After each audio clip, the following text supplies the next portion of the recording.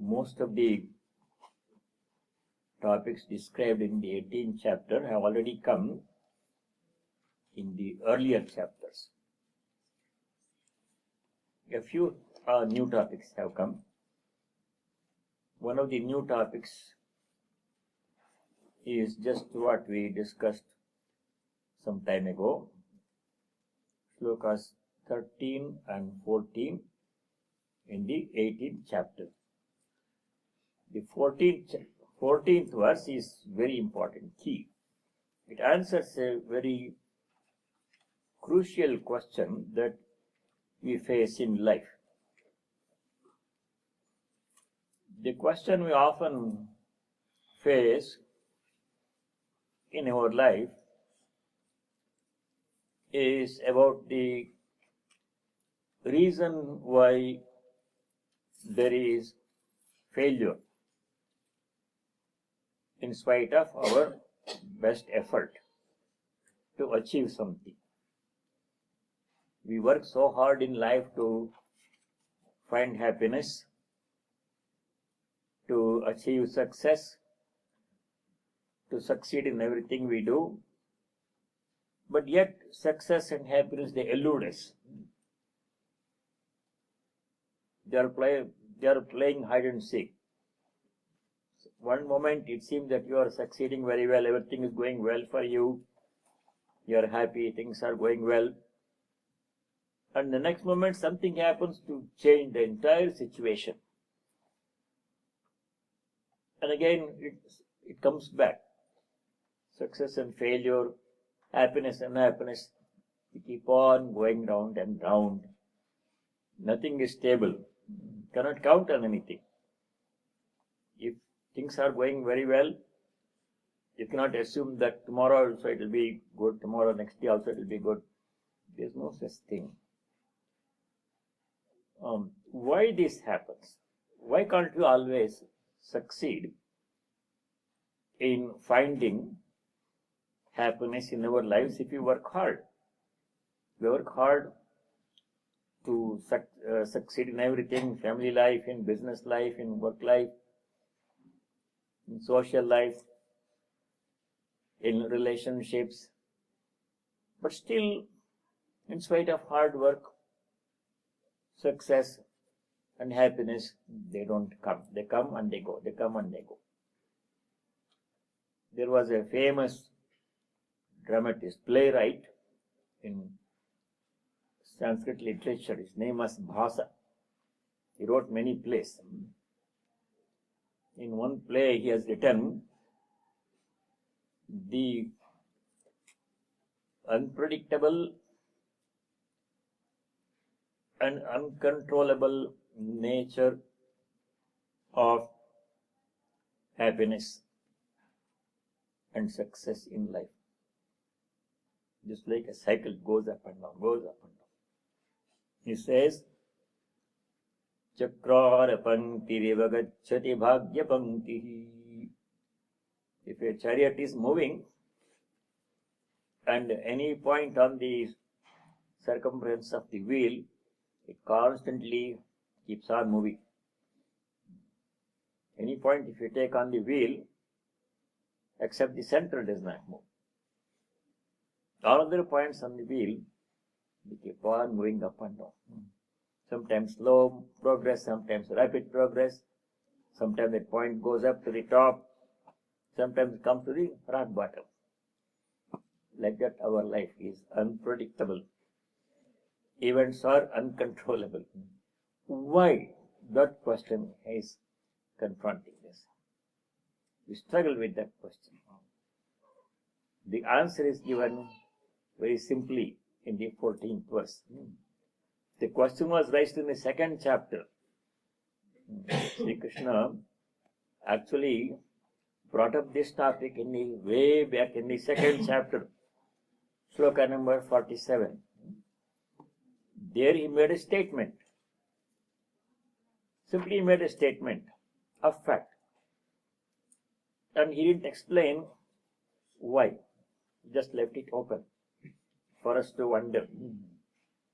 In 2nd chapter, sloka 47, Sri Krishna says, Karmani eva te adhikaraha phaleshu ma te adhikaraha. In doing your work, you have some control. What kind of work you choose to do. You want to become an engineer or a doctor or a lawyer or a businessman. There is some flexibility is there, not completely. Some degree, to some degree. How you want to do it, whether you want to make a neurosurgeon, if you choose medical science, or a pediatrician, that also you can make some change. Like that you have some freedom. And if you are doing some work, you can choose methodology A or methodology B, or come up with your own methodology C. There you have some freedom.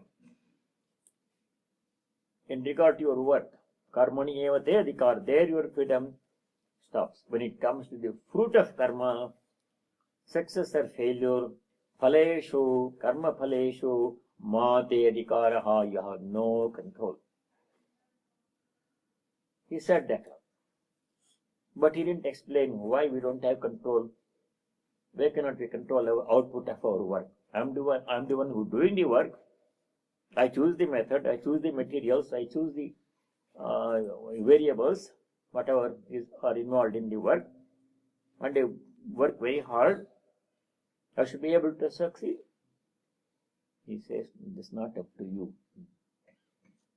Now later, towards the end, in the 18th chapter, he says, the reason why you cannot control or even predict with any degree of certainty the outcome of your work is that besides what you do, several other factors come into play, and they also contribute in shaping the outcome of your work, not just what you do. When we do some work, we generally make a simple equation in our minds. On the left-hand side, my effort, what I put into it. On the right-hand side, output, what I expect from it. Simple equation, on that basis we proceed. I work very hard, so I must be able to succeed. But time and again, life has been telling us that doesn't work. That equation is incomplete, inaccurate. You cannot predict the outcome of your work. You can only have some control in the input, what you put into the work. That is your field. Now, why that happens like that? Why can't I always control the output? Because I am the one who does the work. Here in the 14th verse, he said that this left-hand side of the equation is incomplete. Just not what you put into the work, but 4 other factors have to be added to make the equation complete. Output is the same on the right-hand side. There are 4 other factors we didn't take into consideration when we made the equation. Now he says what the other 4 factors. So when you take the whole complete equation, then it begins to make sense. Then we realize that the other 4 factors, we don't have complete control. For example, one of the other factors is the environment, adhishtanam. First one is adhishtanam is environment, locus where work happens. You can't control where the work happens. It happens, immediate environment is your mind. All work starts in the mind, right? Your mind sometimes is peaceful, you can think calmly. Sometimes because of other reason, mind is disturbed and it affects your work. There also, that's the first environment. But the mind and body, they function in some bigger environment. If you think, you realize that at any given moment, we are functioning, our work is happening in a multiplicity of environments. The body-mind functions in the family environment or in the workplace environment. neither of which we can control. The family environment is determined not by you, but not only by you, but by other people who are in the family. You may be a very peaceful person, but if somebody else in the family is not so, then the family environment changes. You cannot control. You can make everybody nice. Same thing about work environment. In workplace, who else is there as your co-worker, and what he brings into the environment, he shapes the environment. How much control you have? And the co-worker may not be in the same building. He may be in some other country. You don't even know who is participating in your work, in your project. Right? That company determines who should do the other part of the work. That person's output, who is working in some other country at night when it is day here, what he produces, that is the input for your work. You have to depend upon that. And who is the co-worker participating in your work? You have no control. How much training he has, what does he do? Workplace, you have no environment, you have no control. Other people who work in the workplace, they also bring their personalities into the workplace environment. There is no work which you can do by yourself these days. There is no solo work at all. Even if you have a solo medical practice, you have to depend upon the office person, you have to depend upon the lab technician who does the test you prescribe. And your patient comes to you, you are a solo practitioner, you don't have any co-worker. That's what you think. But many people are working with you in your treatment of your patient.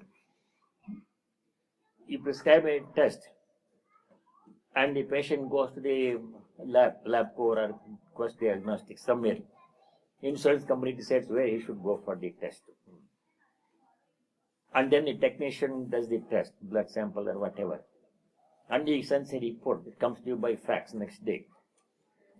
That's your input for your next treatment. You decide what treatment to give, what prescription, depending upon the lab report you get. That means how many degrees of uncertainty have entered already. You assume that that person who does the report does it right. It may be the first day on his job. Equipment that he is using may not be properly calibrated. Equipment malfunction. Or there may be some mix-up. These things happen. You have no control. You have to depend upon that person's output. So there is no work which you can do by yourself. Other people inevitably play a part in the work you do, whether it's a family or workplace or any other environment.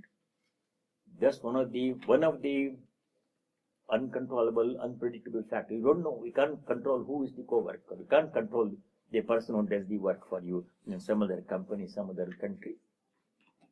It's made by higher authorities. Always there are uncertainties like that. Another example I give is about weather. This example came earlier also. Supposing you have to go someplace to your workplace, Monday morning 8 o'clock you have to give a presentation on the project you have been working with other people. And then you are the project leader, you have to give the you are all ready with all your PowerPoint and everything. You have to rehearse, and the presentation, the client company members will come to see your project report. If you do very well, they will give the contract to your company. The clients will attend your presentation. So you are all prepared. Your side there is no problem.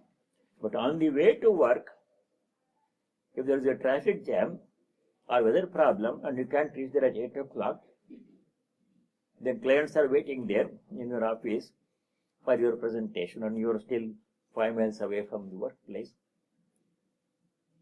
What can you do? Family life, who comes as your child or children, what kind of background they bring into their life, their samskaras, who comes as your spouse, how much control do you have? So there are many uncontrollable factors which play a part in shaping your success or failure. So you cannot assume that if you do work very hard will always succeed. There is no connection. Other factors come into play. Those other factors are listed in the 14th verse. We studied that last time. Adhishtanam, environment. Tatha karta. Karta means you have more control. You can decide the best method, approach, materials, everything. Karanam cha prathakvidam. Karana means instrument. The instrument you use is maintained by some other company. They have the contract. And some technician operates the instrument. You prescribe the test, he does the test. Technician. And machine is maintained by some other company technician. And you assume that everything is okay. And based on the technician report, you take the next step. Instrument also not under our control. Karanam. Vidasya pratyakcheshta. Methodology, there you have more control.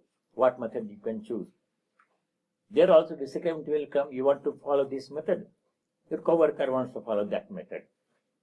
In family, this happens. Husband wants to send a child to this school. Wife wants to send a child to other school. Like this.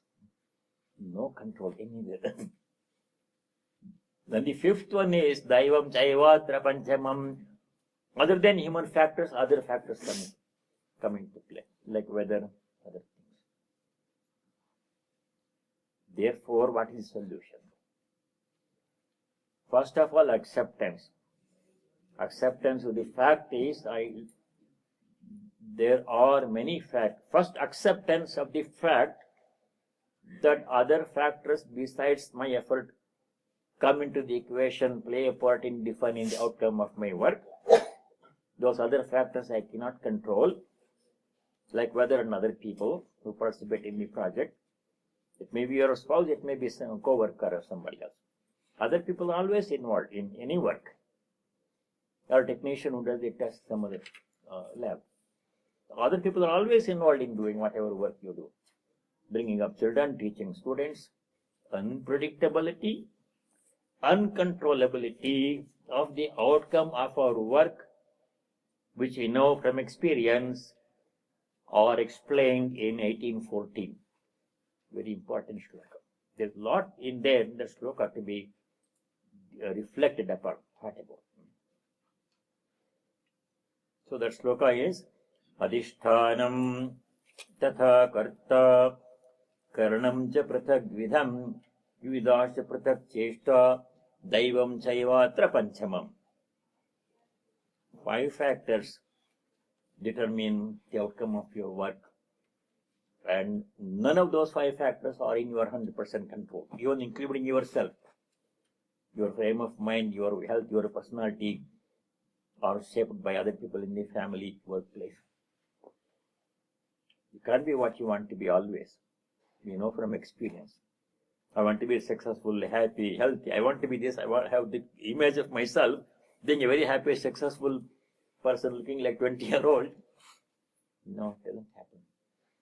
Many factors have played their part in shaping my life. My part is major, no doubt, but there are other people playing part in my life. That is the 14th verse. Sharirvang manobhihi yat karma prarabhate naraha Nyayam va viparitam va panchaite tasya hetavaha. These 5 are the 5 causes of whatever work, right or wrong, that a man initiates with his body, speech and mind. Even if you do something wrong, there also it may go wrong. These 5 factors are very important. Therefore, the solution is, what is to be done is, we already, Sri Krishna gives solution many places in the Gita so far. He says, do your best and leave the rest. Sri Krishna has been telling us that from beginning. In any work, whether it is bringing up children, raising a family, professional work, business or whatever, education, healthcare, whatever, do the best you can, under the conditions with the available resources and leave the rest. Outcome is accept success or failure. Accept success or failure after having done your best with equanimity. Second chapter, Shloka 38, there is said, Sukha dukkhe same kritva labha alabhau jaya jayau. Jaya means success, ajaya means failure. Same kritva, treating them equally. Tado vidhavidasva naivam prapam vapsasya. Shloka 48 in second chapter he said, Siddhya siddhyo samah bhutva. Siddhi means success, asiddhi means failure. Shloka 48, second chapter. There he said, Yogasthat kuru karmani sangam tyaktva dhananjaya siddhya siddhyo samo bhutva samatvam yoga vicchate. Equanimity in success and failure, happiness and happiness, sukha dukkha, good and bad, that equanimity is the entire essence of yoga, spiritual life. I remain calm after having done my best. If I have not done my best, then I am myself to be blamed for the failure. But if I have done my best in whatever I am doing, if failure still happens, then I have to say I did my best. Failure happened not because of me or any shortcoming on my part. Other factors for which I had no control, they played a part and I have done my part. Tatraivam sati kartaram Atmanam kevalam tuyaha Pashyatya krita buddhitvat Nasa pashyati durmatihi.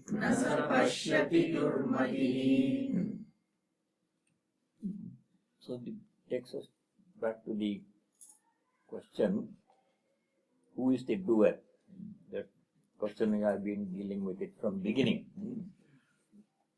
Right in the third chapter, Sri Krishna addressed this question. Who is the doer of any work? Am I the doer? Am I the body doer? Mind is doer? Or somebody else is doing through me? Or what is? The question is, it doesn't have an easy answer. Depends on who is asking the question, who is answering the question. So one answer that can be given is, as we know, our personality is made up of two parts. What are they? Kshetra, Kshetrajna. That we studied in the 13th chapter. Whatever is there in this universe, moving or unmoving, is made up of Kshetra, Kshetrajna. Kshetra means the physical part, including body, mind, sense organs. Kshetrajna means the consciousness part or the divine element within us. Now, all work happens in the body, mind, sense organ field only. The divine element is not the doer, not the karta. That is what is being told in the 16th verse. So this question was addressed in the third chapter, Shloka 27. There Sri Krishna already had said, Prakate kriyamanani gunai karmani sarvashaha ahankara vimodhatma karta miti manyate. Aham means I, means the divine present within us. That is not the doer. A person who identifies with the body and the mind, he says, I am the doer. So like that, he started thinking about this question, who is the doer, from there. And throughout we have addressed this question in different places. For example, Shloka 33 in chapter 11, Sri Krishna said, you are not the doer, I am the doer, and you are only the instrument. Like that, in different places, this question has come. But here the answer to that question is, 16th verse is, Tatraivam sati, in view of the previous, what we studied, the uncontrollability, unpredictability of the result of the work when we do the work. If that being the case, kevalam atmanam yaha kartaram pashyati sa na pashyati durmatihi. That person who sees the Atman as the doer, I did not do, he did, that's why things went wrong. If you easily say that, that's a mistake, you can't do that one.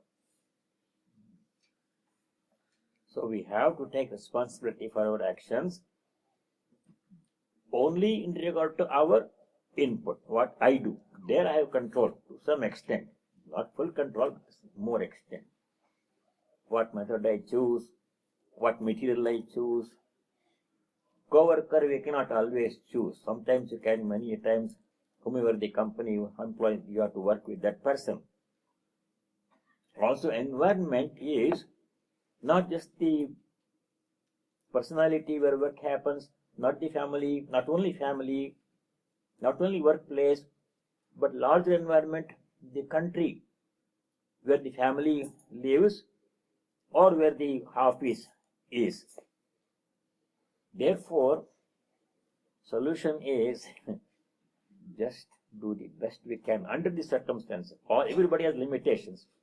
There is no ideal working condition available for anybody. There always some drawback, always some negative aspect. In any work situation, we have no choice. You can't make everything ideal. That never happens. Only utopia it happens. Everything ideal, everything perfect. So in spite of the limitations, boundary conditions, whatever under which we have to work, we do only what we can do, the best effort we can put in, take the best frame of mind to the workplace every day, or to the family every day.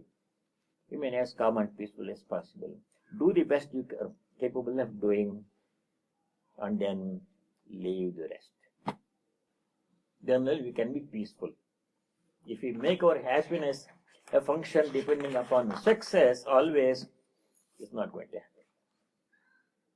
You should be able to be happy regardless of external events, conditions. This is what we studied in the second chapter when Sri Krishna was describing the Sthita Prajna's qualities.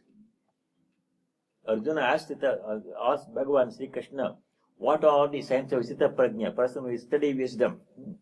Second chapter, Sloka 54. 55 onwards until end of chapter, Sri Krishna's answer is there. One thing that Sri Krishna says, describing a Sthita Prajna, is one thing who is a person whose happiness comes from within, does not depend upon external circumstance, success or failure. If I make my happiness a function dependent upon other factors outside, I can never be happy because I can never control what happens outside, what other people think do. If I make my happiness completely dependent upon my own Atman, myself, then I can be happy. Independent of external circumstances and events, other people what they do.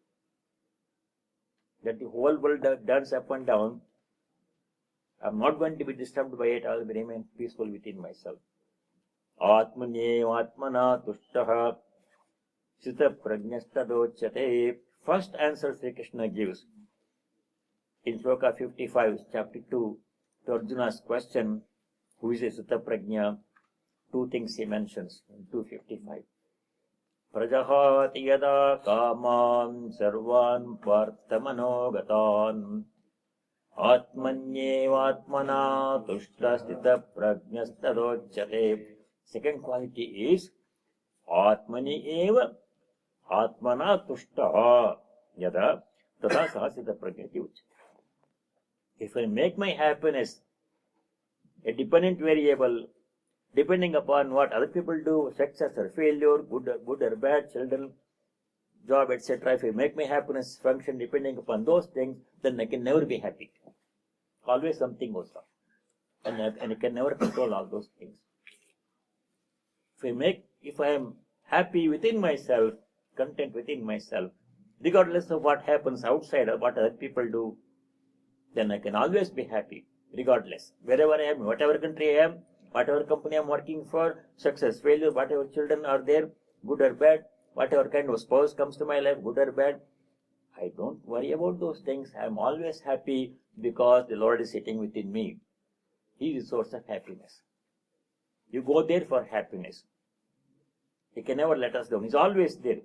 Other people may or may not be always there for us, but He will never abandon us. He is our very nature. There can be no separation between me and God because He is our nature. That's what I am. That's not what I have. If I have something, that may be lost, may diminish, increase. But what I am cannot be changed. I am that Sachidananda. I am that Brahman.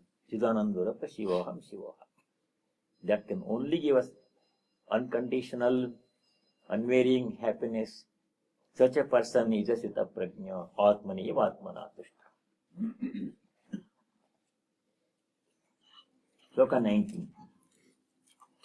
Jnanam karma cha karta cha Jnanam karma cha karta cha Tridhaiva guna bhedatah Tridhaiva guna vedatah Prochyate guna samkhyane Prochyate guna samkhyane Yathavat shrunutanyaphi. Yathavat shrunutanyaphi.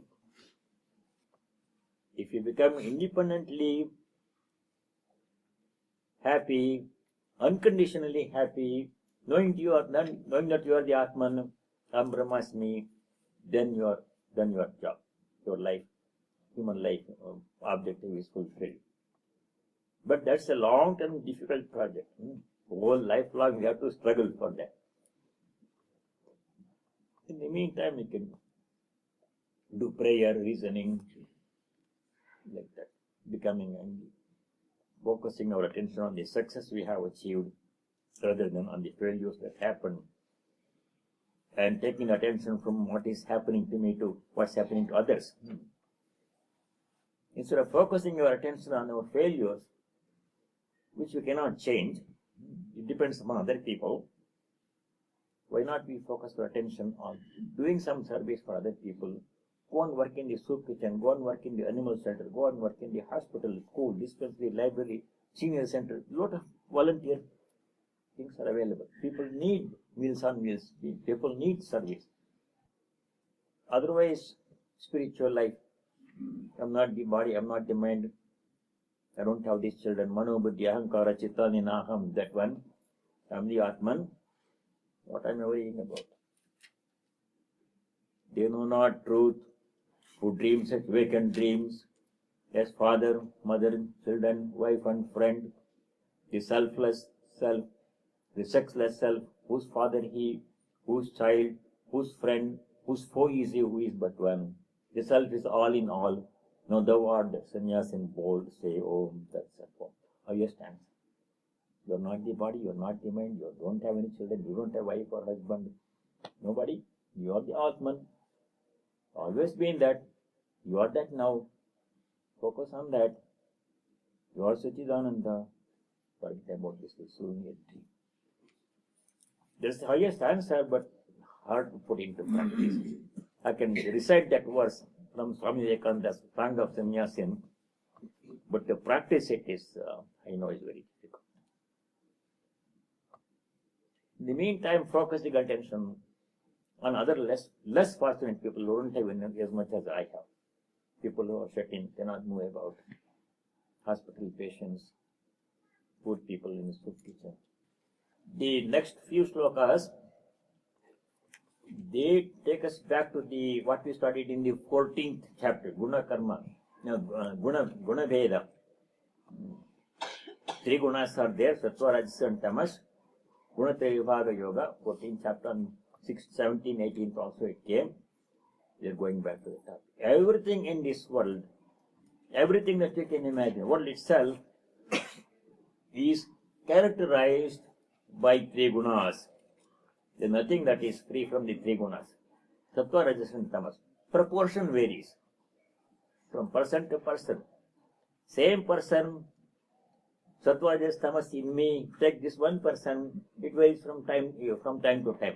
Morning I am Sattvic person, when I get up I have no problem. I'm very Sattvic, I pray to God. When I go to workplace, then problems start. Rajas. activity. I have to do this, I look at the clock, I have not done it yet. And the boss is waiting for me. Rajas comes. Then tamas also enters. I could not do it. He didn't do his work properly. It's affecting my work. I become angry. Tamas comes. Then you go back at home. Rajas. Children are doing this and that. Spouse is doing this and that. Again at night you go and pray after dinner. Then you become peaceful, hopefully. So, in the course of a day, composition of sattva, rajas, tamas varies for the same person, and at any given moment, it varies from person to person. I am very sattvic and very peaceful. Some other person is there, he is very disturbed, he is jumping up and down, he is tamasic, he is rajasic. So, it's a highly variable thing. The composition of three gunas. So, everything in this world is characterized by the three gunas. That come in the second chapter. Loka Tragunya Vishaya Veda. 2. Second chapter. 45.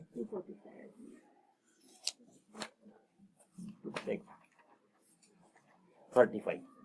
Second chapter, Shloka 45. Krishna already had said that in this world, whatever is there, whatever is spoken of in the Vedas, is all qualified by three gunas, sattva, rajas and tamas. Traigunya Vishaya Veda. Nistraigunya Bhava. But if you want to be happy, if you want to be unconditionally happy, independently happy, you have to go of the three gunas. Transcend the three gunas. Nistraigunya Bhava Arjuna. Nirdvandva Nitya Sattvastho. Kshema Atmavan. So these three gunas, how they alter the quality of a person, our work, our understanding, our mind, everything comes for discussion here in the 18th chapter.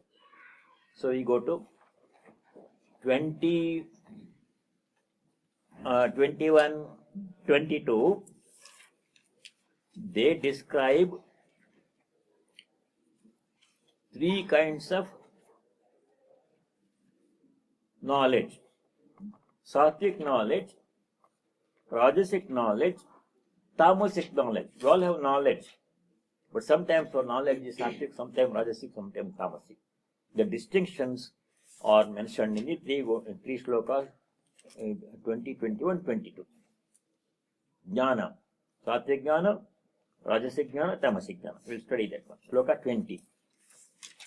सर्वभूतेषु येनैकम् सर्वभूतेषु येनैकम् भावमव्ययमीक्षते भावमव्ययमीक्षते अविभक्तम् विभक्तेषु अविभक्तम् विभक्तेषु तज्ज्ञानम् विद्धि सात्विकम् तज्ज्ञानम् विद्धि सात्विकम् सर्वभूतेषु येन means yena jnanena. Ekam avyayam bhavam ikshate. That knowledge by which we perceive the same Atman present in all, that is sattvic knowledge.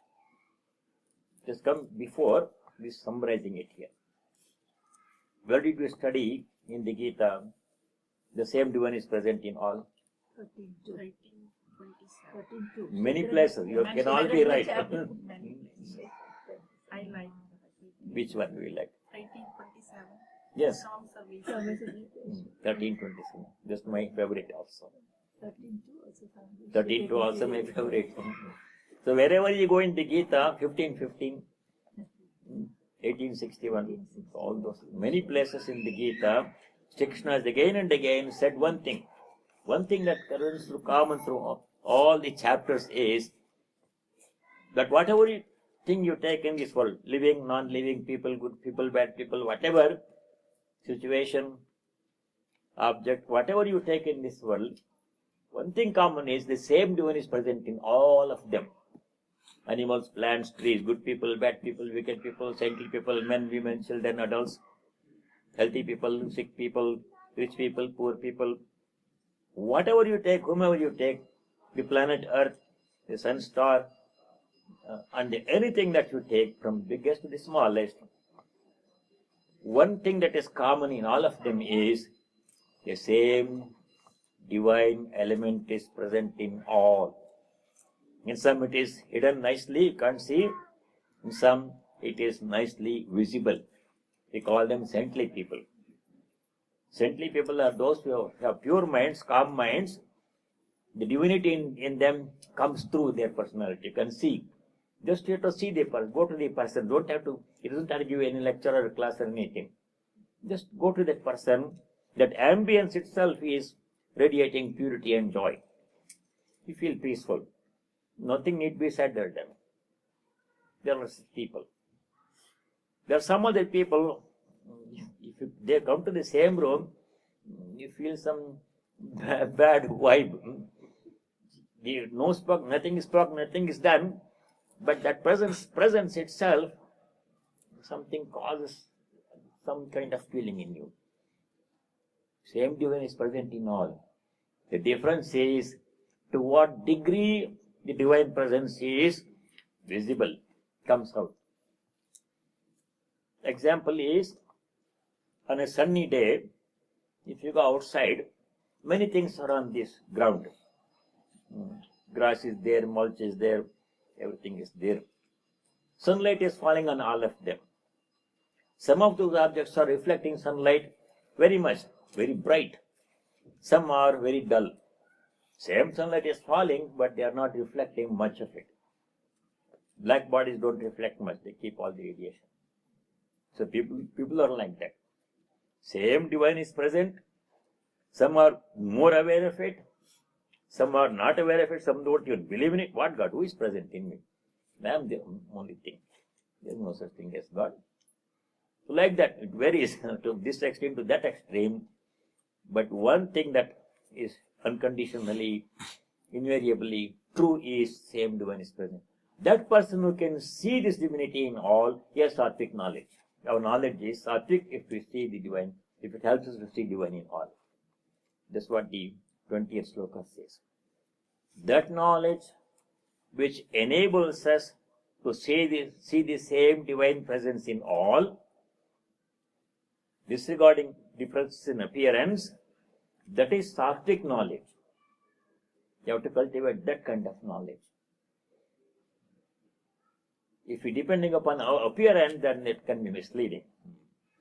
Appearance is misleading. But disregarding the misleading outward personality, such as what language he speaks, what dress he wears, what language he speaks, and what food he eats, and what work he does, how much money he has.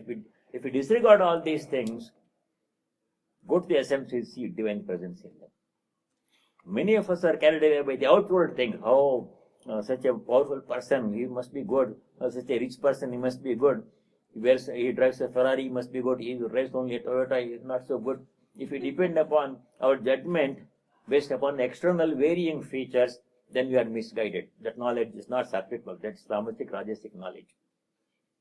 If I see the divine presence in all, disregarding the appearance, maybe poor, wearing rags, uneducated, but if he is a sattvic person, if I see God in him, then my knowledge is sattvic knowledge. We have to have that kind of knowledge. All great Mahatmas have this kind of knowledge. Whoever goes to a great Mahatma, they don't judge you upon what dress you are wearing, what car you drove, or how much money you make. They see you and they see God in you. And their perception of God in me enkindles my awareness of God in me. That's why you go to holy company. Why we should go to Mahatmas? Why we should go to holy people? Because they can see the presence of God in me, forgetting my weaknesses and impurities, and their perception of God in me enables me to become aware of my presence of God in me. That's the benefit of holy company. That kind of knowledge which enables us to see God in all is sattvic knowledge. Sarvabhuteshu yena jnanena ekam bhavam avyayam nikshate avibhaktam vivakteshu.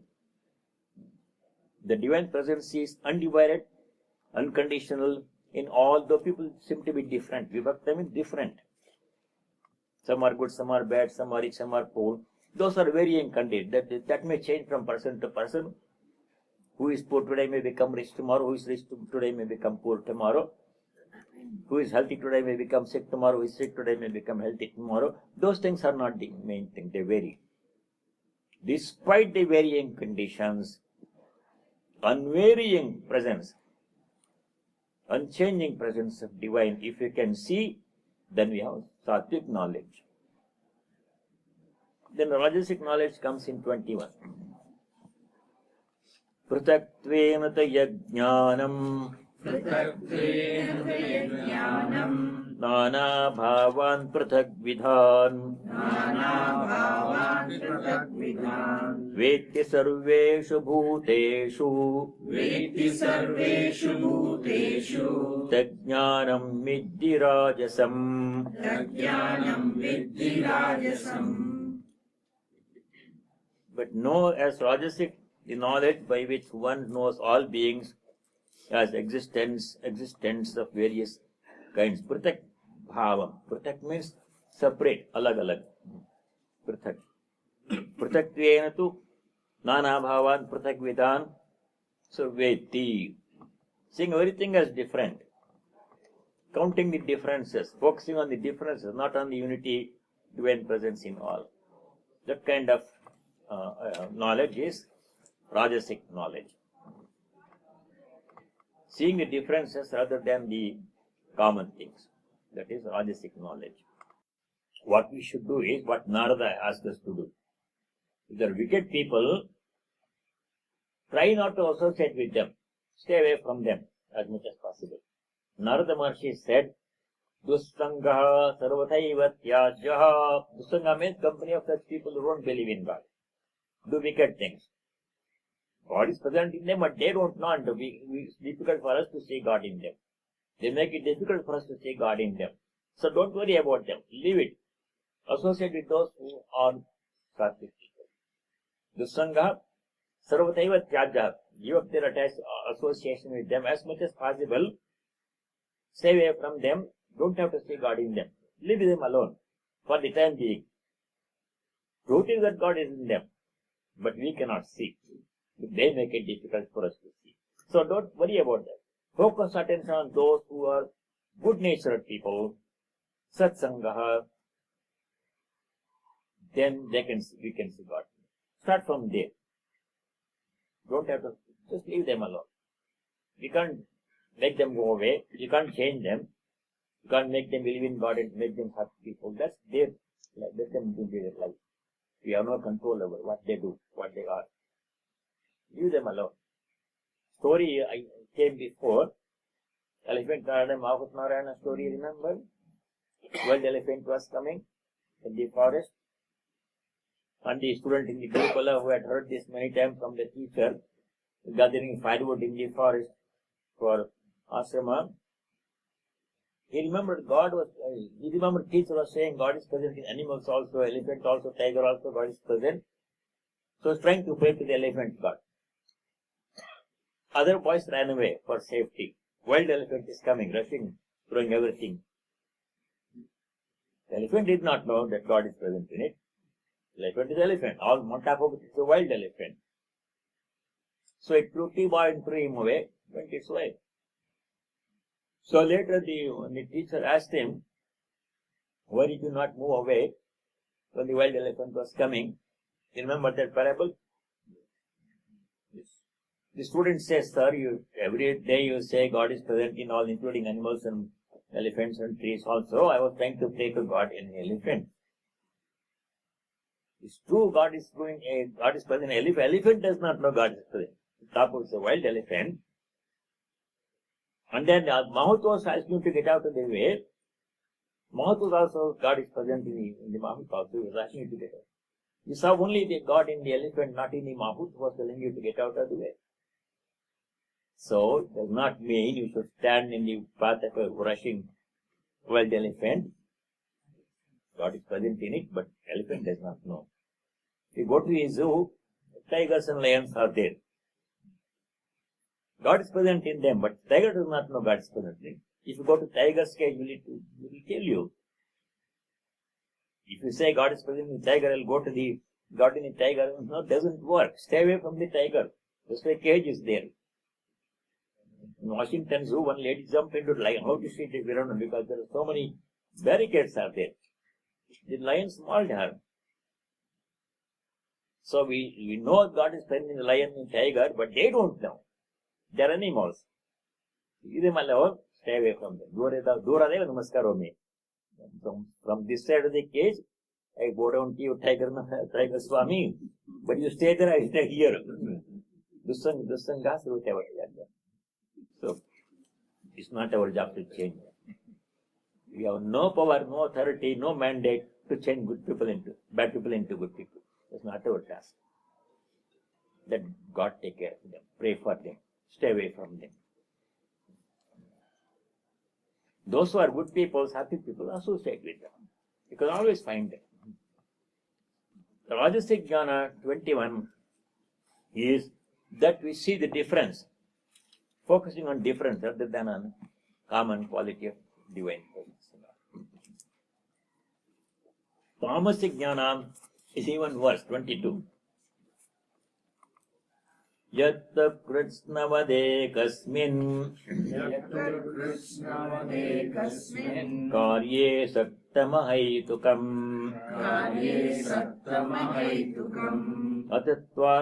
Atatvartavadalpam cha Tattamasamudavritam Ekasmin Karye Krishnam Ayutakam Saktam. That knowledge is tamasic knowledge. Holding on to one thing and saying that that's the whole thing. Supposing you read one book or read one chapter and it says something, one author, saying that that's the only truth, that's the whole truth, disregarding everything else, that kind of partial knowledge, fragmented knowledge, refuses to see the whole picture, sees the part of the picture, thinks it is the whole.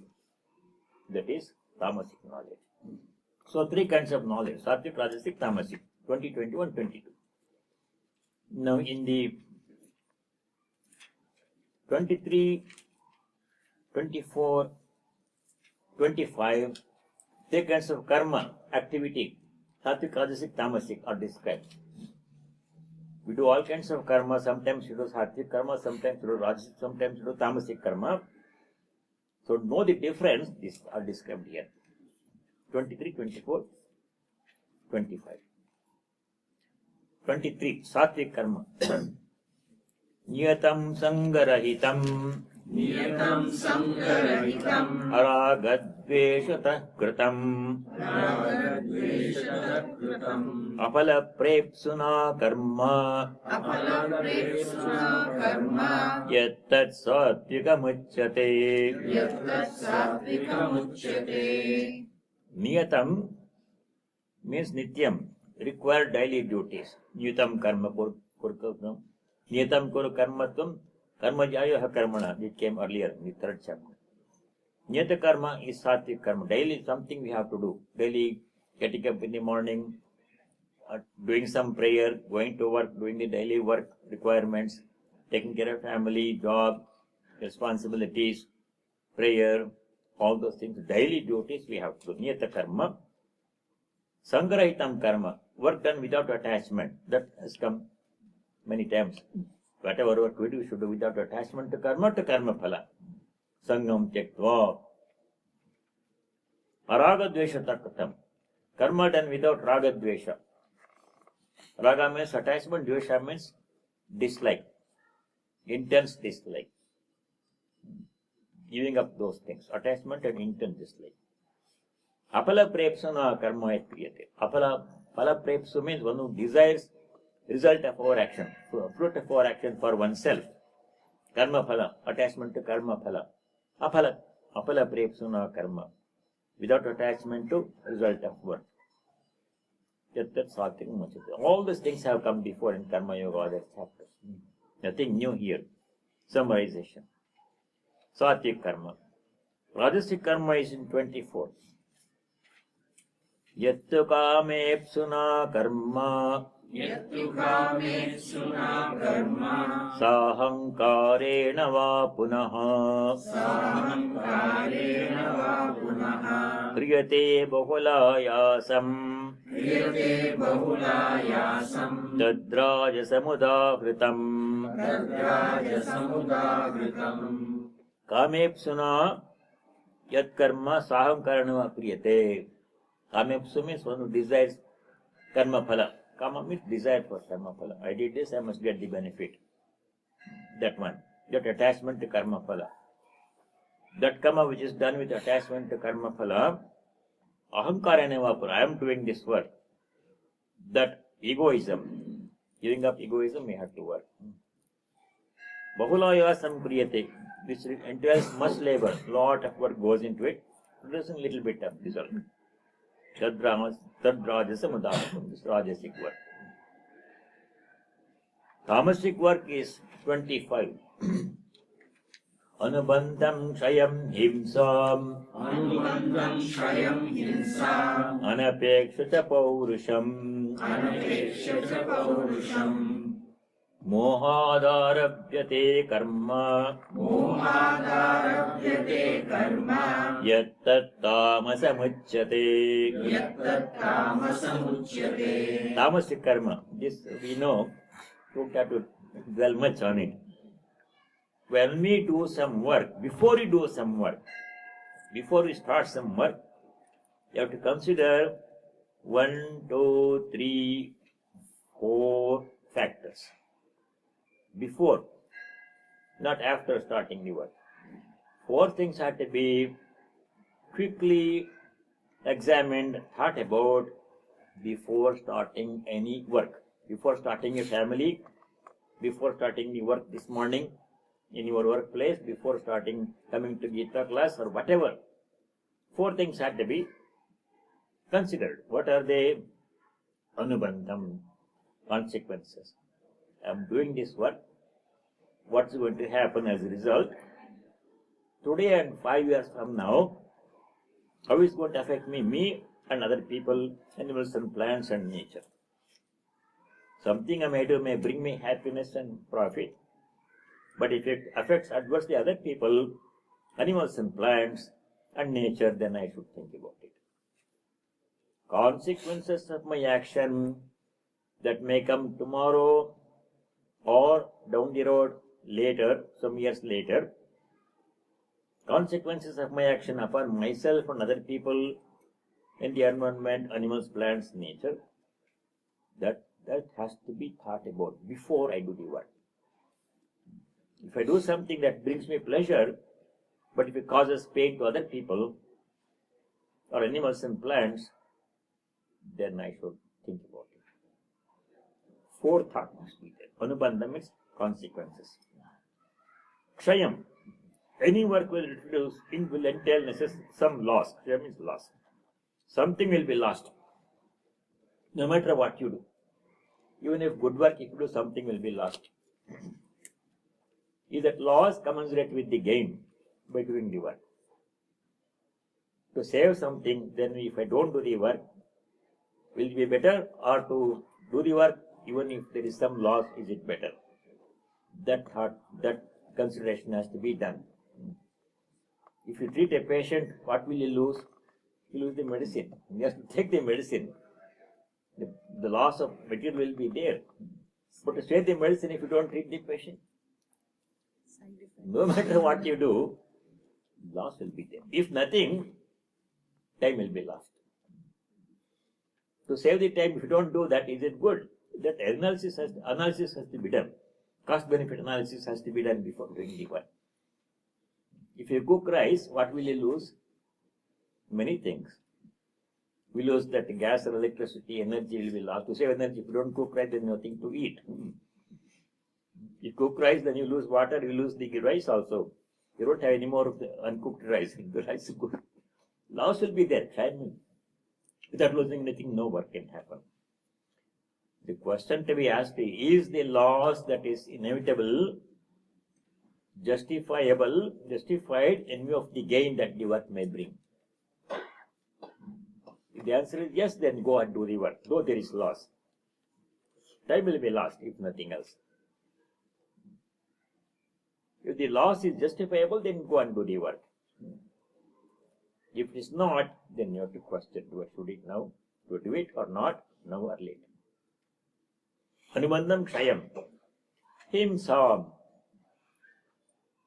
Whatever I do, there may be some inconvenience, himsa, discomfort to other people, animals and plants.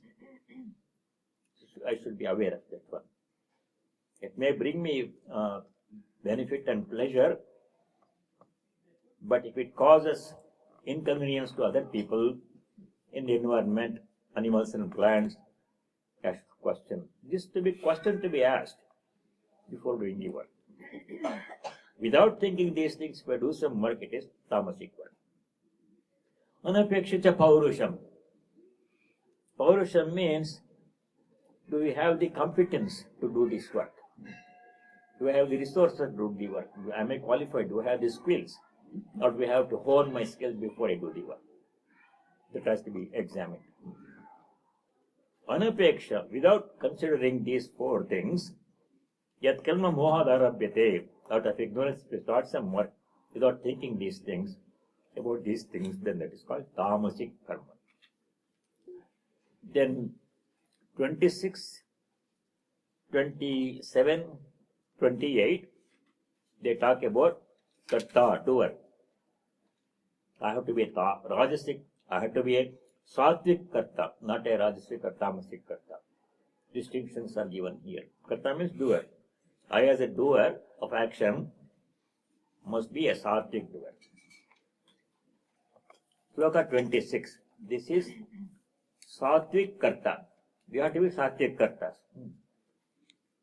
Mukta sango naham vadi. Mukta sango naham vadi. Dhrutyutsaha samanvitaha. Dhrutyutsaha samanvitaha. Siddhya siddhyor nirvikaraha. Siddhya siddhyo nirvikaraha. Karta sattvika uchyate. Karta sattvika uchyate. Something that came before many times, come again in this sloka. Siddhya siddhyor nirvikara. Nirvikara means unaffected in my mind by success and failure. Siddhi asiddhi. Many times it has come. Anything that we do, we may succeed, we may fail. We don't know. We have no control over success and failure. We do the best. But whatever happens, I must learn to remain calm. That's a sattvic karta. Such a person who remains calm, regardless of success or failure, after having done his best, that is requirement. Then I'm sattvic karta. Mukta sangaha, free from attachment. Anaham vadi, free from egoism. Dhriti utsaha samanvitaha. Dhriti means steadiness. Not sporadic. Steady in your work. Utsaha means enthusiastic, not haphazard. Chalega, whether it happens or not, that no, I must do it properly. At least what I can do, I should do properly. Result is not up to me. Siddhya siddhyor nirvikaraha. Sadhat sattvika karta uchyate. Sattvic karta. We have to be like that. Rajasic karta 27. Ragi karma phala prepsuhu. Ragi karma phala prepsuhu. Lubdho himsatmako shuchihi. Lubdho himsatmako shuchihi. Harsha shokanvita karta. Harsha shokanvita karta. Rajasa parikirtitaha. Rajasa parikirtitaha. Raga means attachment. Ragi means one who has attachment. Dhana means money. Dhani means one who has money. Bala means strength. Bali means one who has strength. Like that, raga means attachment. Ragi means one who is attached. One who is attachment. Ragi, tamasic karta. These are called tamasic karta. Karma phala prepsuhu. One who requests, one who attached to karma phala. attachment to karma phala. Lubdha means a greedy, lobha. Lobha is greed. Lubdha means one is greedy person. Lubha, himsatmakaha, one who does violence, violent person. Ashuchihi, impure person, mental, bodily impurity, internal impurity. Harsha Shokanvita, even to too much elation, too much sadness, depression. Rajasa Karta Pariketataha. One more sloka, then we will stop. 28. Tamasic Karta. You don't want to be Tamasic Karta. Ayukta Prakrita Stabdaha. Ayukta Prakrita Sabdaha. Shato Naishkritiko Lasaha. Shato Naishkritiko Lasaha. Vishadi Dirga Sutri Cha. Vishadi Dirga Sutri Cha. Karta Tamasa Uchyate. Karta Tamasa Uchyate. Tamasic Karta. Ayukta, unintegrated. Doing some things in a disconnected way. There is no integrated method, well thought out approach. Today I will do like this, tomorrow no, I will do it in a different way. Or afternoon we will change the procedure method. No integrated approach to work, disintegrated approach to work. Prakritaha, uncultured, rough, uncultured, unsophisticated method of working. Stabdaha, stabdaha means inflexible. Very inflexible. Made up my mind, I don't want. Even if something else comes up which is better, somebody says, no, this is a better way, I've tried it, I don't want to listen. No, this is, I want to work. Stabdaha. Shata means deceitful. Naishkritikaha means malicious. Alasa means indolent, lazy.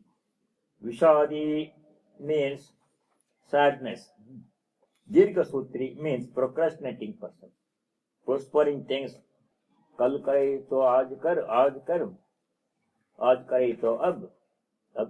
Then pal mein pralay hoegi, fir karega kab. Postponing things. Dirga Sutri. Such a person, tamasic karta.